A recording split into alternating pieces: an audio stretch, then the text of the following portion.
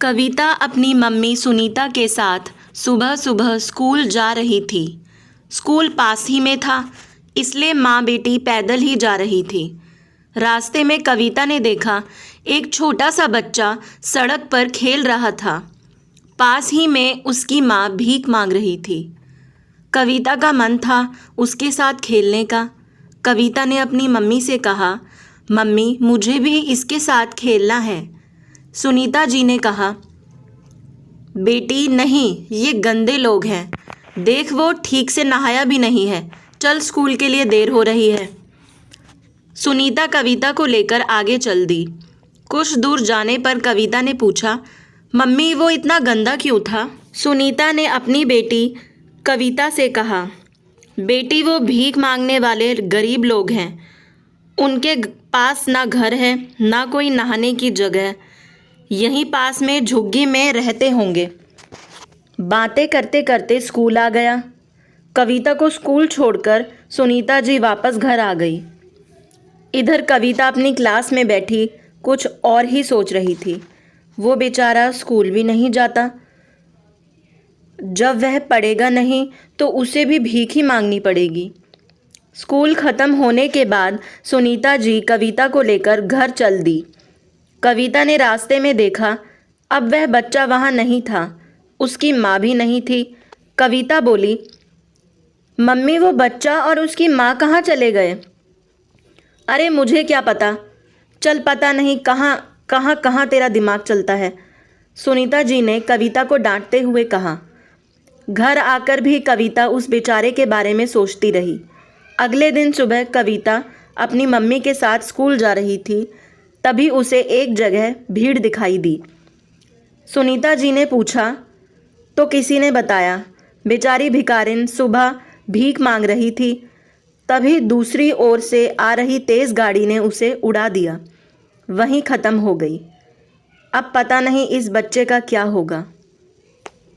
कविता ने देखा वही बच्चा अपनी माँ के पास बैठा रो रहा था।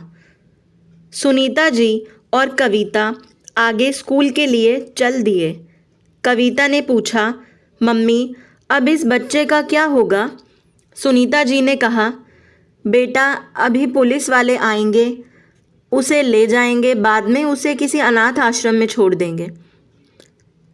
कविता को कुछ समझ नहीं आया। वह बहुत कुछ जानना चाह रही थी, लेकिन तभी स्कूल आ गया। दोपहर को स्कूल से आते समय कविता ने देखा वहाँ कोई नहीं था। घर आकर कविता ने खाना भी नहीं खाया। शाम को उसके पापा राकेश जी आए तो कविता ने कहा, पापा वह जिस लड़के के बारे में मैंने आपको कल बताया था ना, आज उसकी माँ मर गई। पापा क्या हम उसे अपने साथ नहीं रख सकते? वह बेचारा तो स्कूल भी नहीं जाता है। राकेश जी ने कहा, नहीं बेटा, ऐसा कैसे हो सकता है? हम उसे अपने साथ नहीं रख सकते, पता नहीं कौन है। कविता के मन पर उस बच्चे ने गहरी छाप छोड़ी थी। उसने खाना भी नहीं खाया।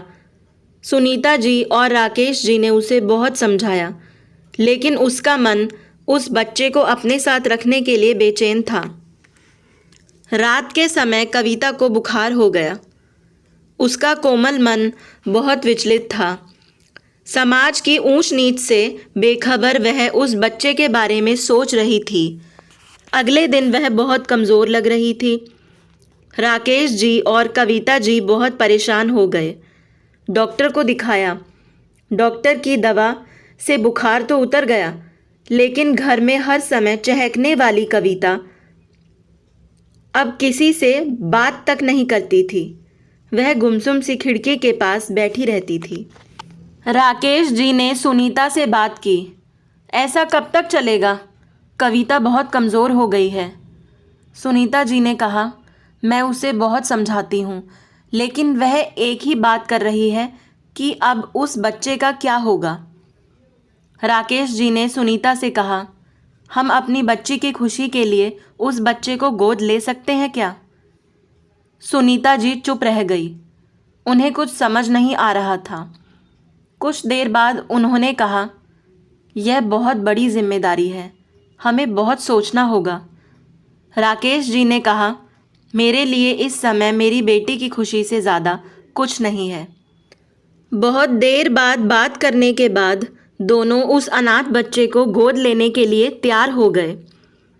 राकेश जी कविता के पास गए और बोले, बेटी अगर तू मेरी एक बात माने तो हम उस बच्चे को अपने घर ला सकते हैं। कविता का चेहरा खुशी से चमकने लगा। वह बोली, हाँ पापा, मैं आपकी सारी बात मानूंगी, बस एक बार उसे घर तो ले आइए। तभी सुनीता जी नाश्ता लेकर आई और बोली, बेटी पहले नाश्ता कर ले, फिर अपने भाई को लेने चलना। कविता ने खुशी खुशी सारा नाश्ता ख़त्म किया। तीनों गाड़ी में बैठकर पुलिस स्टेशन पहुंच गए। राकेश जी ने इंस्पेक्टर से बात की और अनाथ आश्रम का पता लिया और वहां पहुंच गए। अनाथ आश्रम से उन्होंने उस बच्चे को गोद ले लिया और उसे लेकर घर आ गए। नए घर में आकर उस बच्चे को कुछ समझ नहीं आ रहा था। कविता ने उससे उसका नाम पूछा तो उसने मोनू बताया। सुनीता जी ने उसे नहला धुलाकर अच्छे से तैयार कर दिया, उसे नए कपड़े पहना दिए। अब वह किसी राजकुमार से कम नहीं लग रहा था। कविता और मोनू दोनों खेलने लगे। कविता उसे अपने सारे खिलौने दिखा रही थी। कविता को खुश देखकर राकेश जी ने कहा, आज मुझे अपनी बेटी पर गर्व महसूस हो रहा है, वरना लोग ऐसे बच्चों को देखकर मुंह बनाते हैं और अलग हो जाते हैं। इस तरह एक अनाथ बच्चे को एक घर मिल गया और माता पिता भी।